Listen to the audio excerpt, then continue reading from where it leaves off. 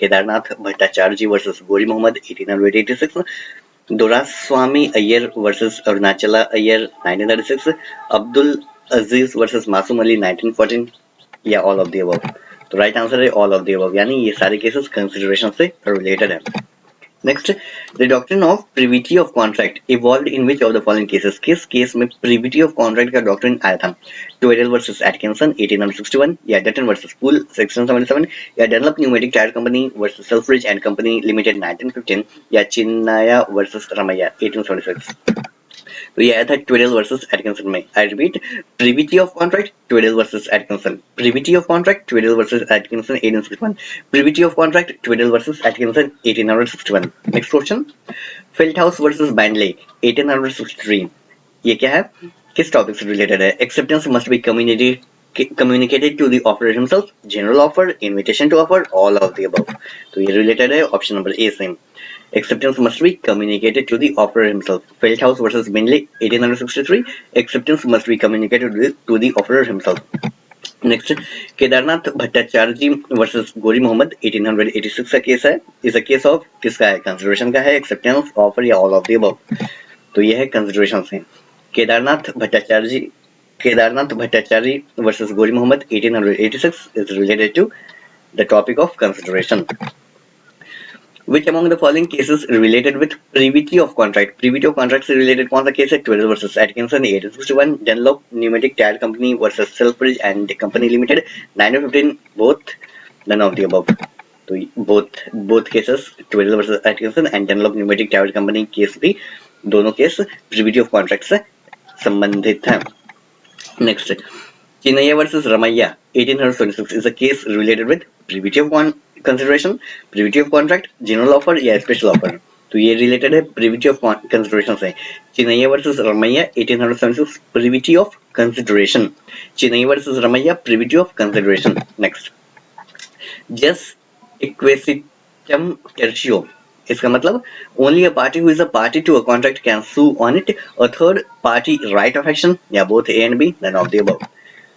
तो इसका मीनिंग है a third party right of action, jus quaesitum tertio, a third party right of action. Next, exceptions to the rule of privity of contract, ठीक है, exception to the rule of privity of contract, beneficiaries under trust और charge और other arrangements, marriage settlements, partition और other family arrangement, both A and B, none of the above. Exceptions क्या क्या है? Exceptions दोनों है।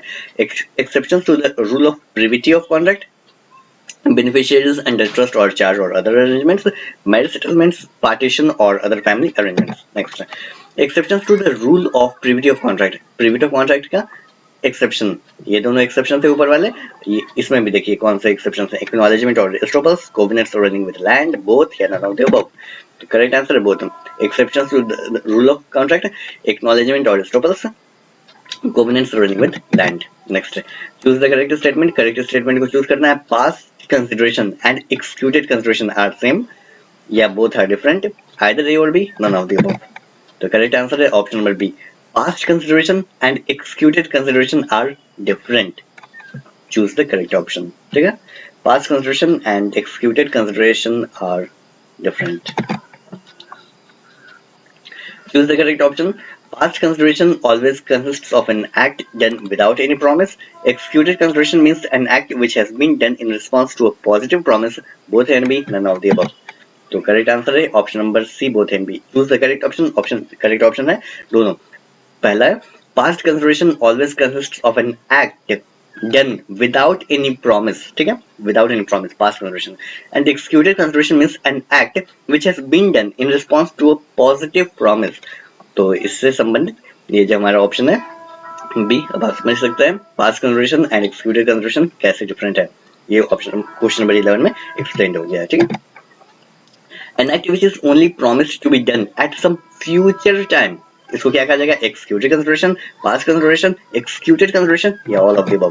तो इसको कहा जाएगा executory consideration. Executory consideration future वाला, an act which is only promised to be done at some future time. Next, in which among the following cases the Privy Council has explained the distinction between offer and an invitation to offer. Offer and invitation to offer का distinction किस case में previous council ने explain किया. Harvey versus Fassey 1893, Lalman Shukla versus Goyal 1913, Carly versus Carbolic Smoke Oil Company 1893 या Balfour versus Balfour 1919.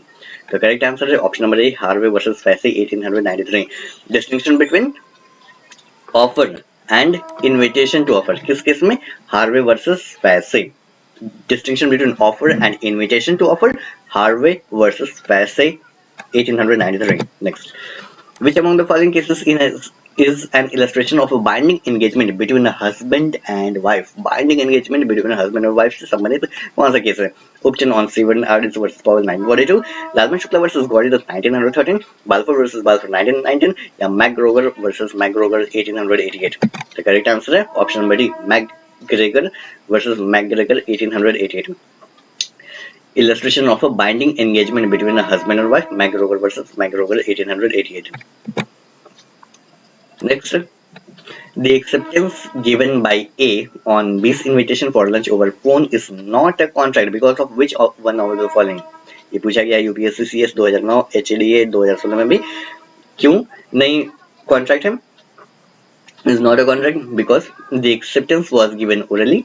Yeah, the parties did not talk face to face. Yeah, option C, there is no intention to create a legal obligation. Yeah, option D, invitation cannot be proved in the court of law. तो correct answer है option number C, there is no intention to create a legal obligation. Legal obligation create करने का intention नहीं था. The acceptance given by A on B's invitation for lunch over phone is not a contract because there is no intention to create a legal obligation. ठीक है, next. In order to convert a proposal into a promise, the acceptance कैसा होना चाहिए? Absolute and qualified, be expressed in some usual and reasonable manner, both had been none of the above. तो correct answer option number B, be expressed in some usual and reasonable manner. ये पूछा गया UKCJS 2018 में. In order to convert a proposal into a promise, the acceptance must be expressed in some usual and reasonable manner. ठीक है? Past consideration is valid in कहाँ पे valid है past consideration? बताइए. इंग्लैंड में केवल, इंडिया में, बोथ इंग्लैंड एंड इंडिया या नाइदर ए और बी? करेक्ट आंसर है B, India. Past consideration is valid in India only. Past consideration केवल इंडिया में ही वैलिड है, इंग्लैंड में नहीं.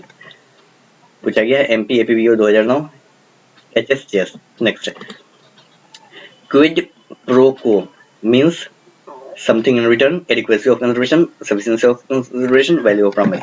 इसका मीनिंग है something in return. Quid pro quo means something in return.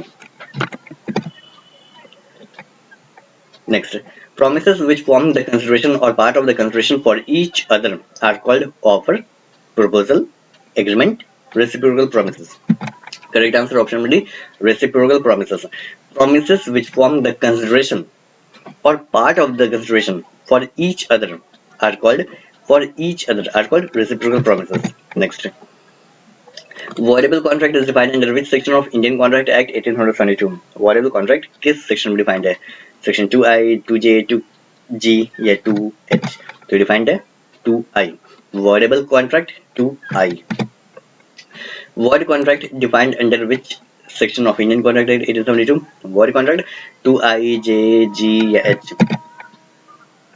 2J. Void contract defined as section 2 clause J में. Void contract 2J. Reciprocal promises is defined under which section of Indian Contract Act 1872? 2E, 2F, 2G, 2H. So you defined as section 2F में. Consideration is defined under which section of Indian Contract Act 1872? Consideration किस section में defined है? 2A, B, C, D. किस में defined है? तो consideration defined है D में. आप ऐसे याद कर सकते हैं consideration में. ये देखिए ये D आ रहा, consideration में D आ रहा, तो section 2D. Next, the person making the proposal is called, जो person proposal कर रहा है उसको क्या कहा जाएगा? acceptor, promiser, promise या none of the above? तो उसको कहा जाएगा promiser. The person making the proposal is called promiser. And a proposal when accepted becomes what? एक proposal है जिसको accept कर लेगा तो वो क्या बन जाता है? offer बन जाता है, promise बन जाता है, agreement बन जाता है या contract बन जाता है? क्या हो जाता है? वो promise बन जाता है. A proposal when accepted becomes promise. ठीक है, तो इस वीडियो में इतना ही. आई होप ये वीडियो यूजफुल लगा होगा. मिलते हैं नेक्स्ट वीडियो में. Thanks for watching. जय हिंद.